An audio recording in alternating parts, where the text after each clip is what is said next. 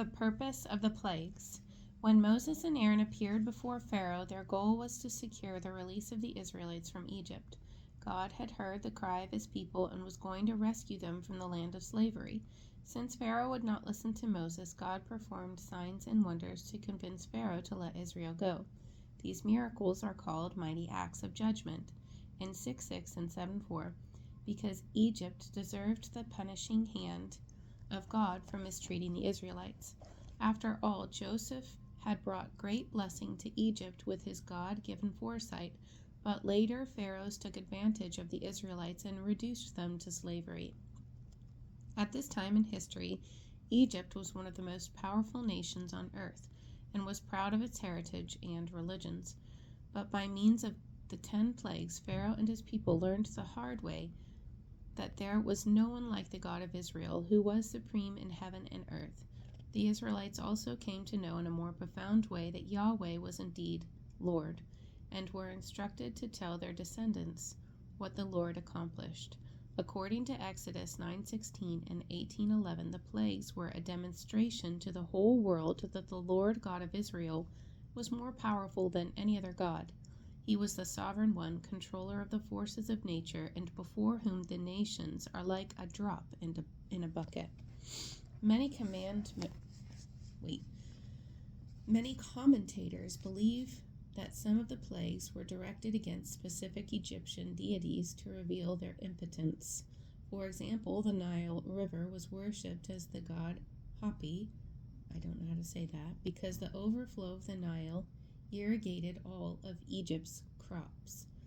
The plague on livestock may have been a direct rebuke against the bull gods Apis and Nevis, and the ram god Num. In the 9th plague, total darkness covered all Egypt, bringing the nation to a complete standstill. Where was Ra, the sun god, who was revered as one of the main Egyptian deities?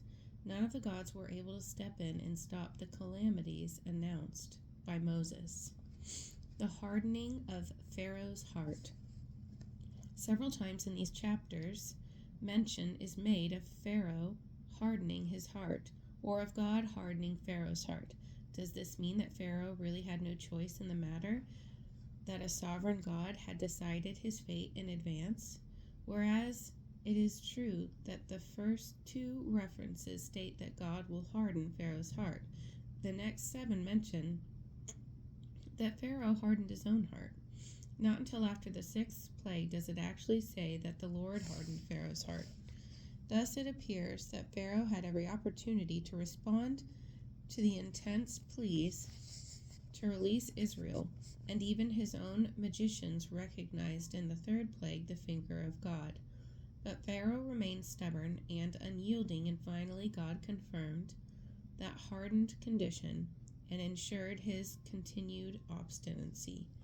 When Paul states that God hardens whom he wants to harden and uses Pharaoh as his example, he nonetheless argues that God is just and that his action is not arbitrary.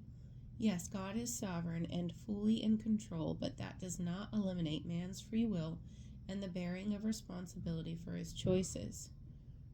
Berkouwer has noted that it is difficult to distinguish between sovereignty and arbitrariness. Since there is no authority that can call God to account, what seems to us an arbitrary decision is not really that at all. God acts in accord with his purposes and plans, which are righteous and holy. Arbitrary meaning not necessarily having thought or purpose. That's my definition. The hardening of Pharaoh's heart is paralleled by the experience of Sihon, king of Heshbon, who refused to give the Israelites passage through his land. According to Deuteronomy 2:30, the Lord made his spirit stubborn and his heart obstinate in order to give Israel the victory. The verb made stubborn is used in connection with Pharaoh, though it is followed by heart and not spirit. Make obstinate does not occur in the Pharaoh account, but is clearly a synonym of the other terms used. Several passages refer to the Israelites as a stiff-necked people, and Psalm 95:8 alludes to the time they hardened their hearts in the wilderness. Eventually, Israel's stubbornness would lead to the Babylonian exile. But it is nonetheless clear that in his grace and mercy, God loved Israel and chose her above all nations. Neither Pharaoh nor Israel acted independently of God, but were part of the sovereign plan by which God revealed his power and glory. The pattern of the plagues. Most of the plagues begin with the request of Moses and Aaron that the Israelites be allowed to go free. This is followed by a description of the plague itself and the response of Pharaoh and his officials. Sometimes Pharaoh asks Moses to pray to the Lord so that the plague will end, and in some instances he agrees at least partially to Moses' demands.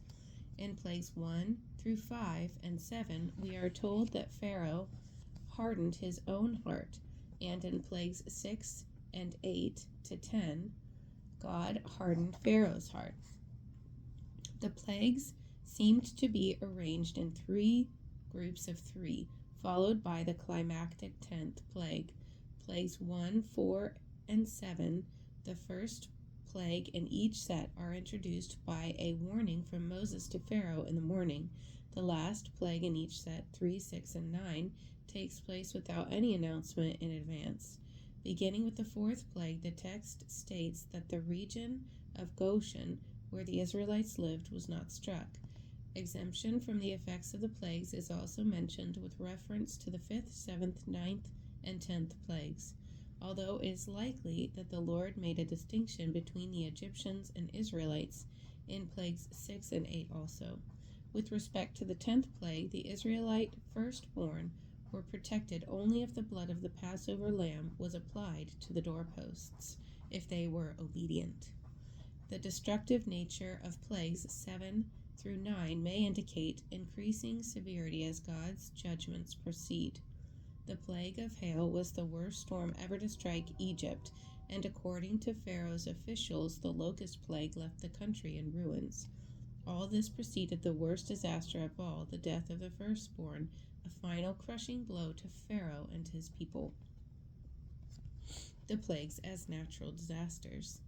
In an attempt to explain the sequence of the plagues, Greta Hort has suggested that an unusually high inundation of the Nile could have been the precipitating factor. Excessive rains could have brought down large amounts of red sediment from Ethiopia, turning the Nile blood red and killing some of the fish.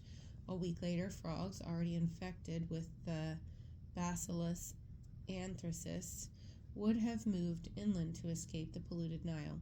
The piles of dead frogs left throughout the land likely spread the cattle disease of Plague 5. Because of the high floodwaters, plentiful breeding grounds would have been available for the gnats and flies of the plagues 3 and 4, and they in turn could have caused the boils or skin anthrax of Plague 6. The hailstorm would have occurred some months later in January or February, destroying the flax and barley, but not the wheat and spelt, which would have been left for the locusts. Even if this theory is correct, the order of the plagues followed along natural lines.